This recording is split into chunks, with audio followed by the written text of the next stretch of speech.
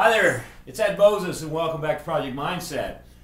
Today I'm going to talk to you a little bit about a book I just got done reading. It's another book review actually. This book it wasn't as long as the last book I read, so it kind of helped me to make another book review a lot quicker than I would have normally.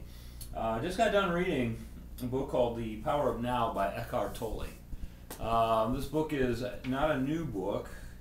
It's been around for a little while, since '99 actually, and oddly enough, I didn't know about Eckhart until late last year, 2013, and started watching videos of his on YouTube, and found him quite interesting, and that led me down the path to start reading some of his books, and this is now the first book I've read by him. It's his first book. Whenever I have interest in reading about somebody or reading their books, I always start with their first book first, and I work, in chronological order of when they actually wrote the books. To me, that just makes sense because I want to see, you can see the progression or if they've changed or what have you. But this particular book, the reason he had wrote this book was because Eckhart was going through a lot of depression problems in his 20s, and he graduated from college and was working. He had a career, and he was unhappy with his career. He wasn't happy. He felt suicidal at times, I guess, and just wasn't really dealing with life very well. And one day, he said he woke up. And he says, I just can't live with myself anymore. And when he said that, he said something clicked inside of him. I can't, if I'm talking about not living with myself, that makes me two people because there's me and this other self.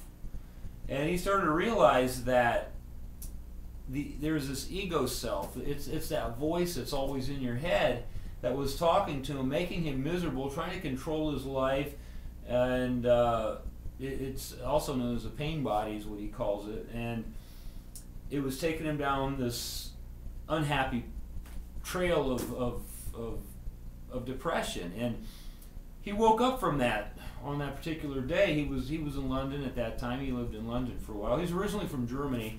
I guess he lived there for 13 years, and then his parents must have moved to England, and then he lived in London.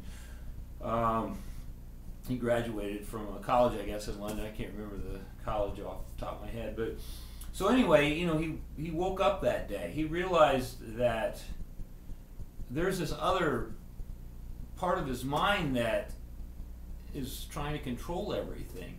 And when he realized that, he started to come to the conclusion that he needs to be able to control that part of his mind and become what he calls more present in the now, and that's really the power of now, where that came about. So, in conclusion, it's an interesting read for me, and I'm going to tell you why I thought this was interesting. I've listened to a lot of Abraham Hicks. I've listened to a lot of I haven't read any Abraham Hicks at this point yet, but I'm going to. But I've listened to a lot of the videos, and I've read a lot of Greg Braden stuff.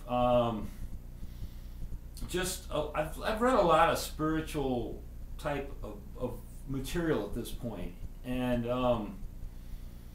really what's shocking is the fact that this goes right along with all that stuff. It's kind of odd. It's this is not a scientific view of it.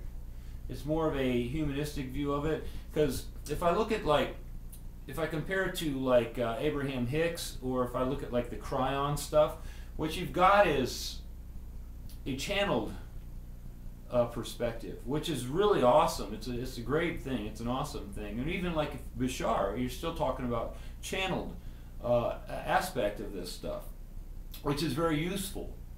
But what I really liked about this was now you're looking at a human idea and how somebody actually overcame and became more of who they really were by doing certain things that they did. And what Eckhart did is essentially he quit his job. He wasn't happy. It was making him miserable. He decided he was going to quit his job, and he was going to concentrate on becoming a more present individual and start concentrating on not the things that are around him, not the past, not the future, but just right now, just how I feel right now.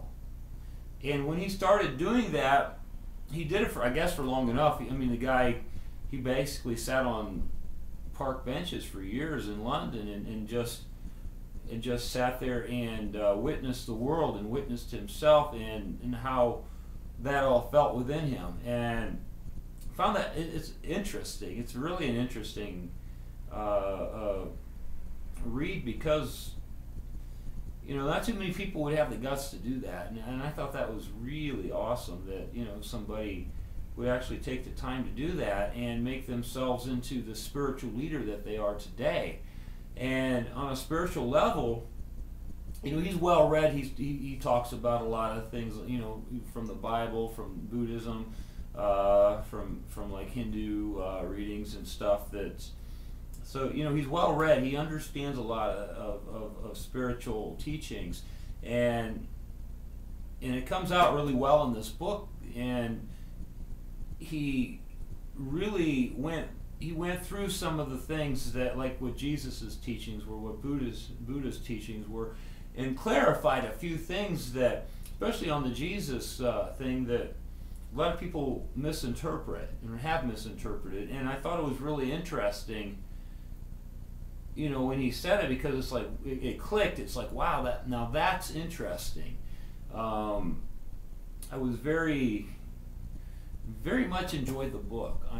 I really would tell anybody to pick up a copy if you can and read it. I know they have it at Barnes and Noble. You can definitely get it on Amazon, but definitely pick up a copy of this book and take the time to read it, and take the time to read it slow.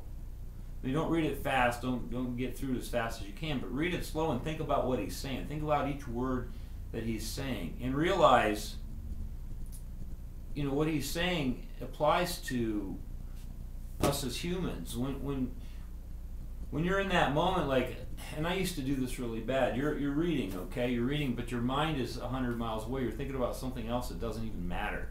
Something that happened that day, something that made you mad, something that you got to do later, and there it is running through your head, and you're like, not even reading really. You're reading, but it's like it's not really doing anything. It's not going into the mind at all.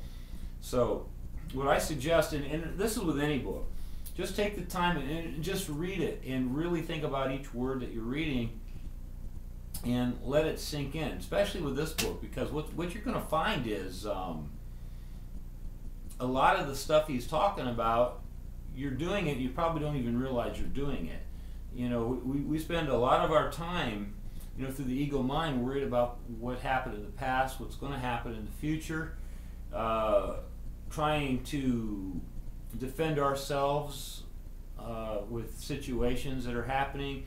Constantly we're doing these things and don't even, we don't consciously realize we're doing it, because, like he said, it's coming from an unconscious state of mind. It's trying to keep control, and this is the type of things it wants to, or that the ego mind thinks it needs to do to keep that control that it has over you. It's fear of dying and all this stuff. So anyway, it's an interesting read. It's a good book. I would definitely take the time to get a copy and read it and learn from it, because there is so much good information in there that correlates with all this other stuff that I've read from these channelings that are out there. It's just amazing. It's really amazing. So yes, I think it's a good book. It's definitely a good read. Get yourself a copy. And like I always say, the reason I created Project Mindset was to find a better way of doing things. And when I read a book like the Power of Now, I realize that this is a better way of doing things, because what you actually have done for yourself is kept yourself in the present moment, kept yourself from letting the ego get the best of you and ruining a situation or a communication or even a relationship with somebody. So it's definitely an awesome read. So how you use Project Mindset, well, that's really up to you. But I can tell you one thing, it's a better way. So do yourself a favor, get yourself a copy of The Power of Now, and keep watching, because I'm going to keep doing what I can to inspire you to make yourself better. And I will see you in the next video. Thank you very much. Talk to you later now. Bye.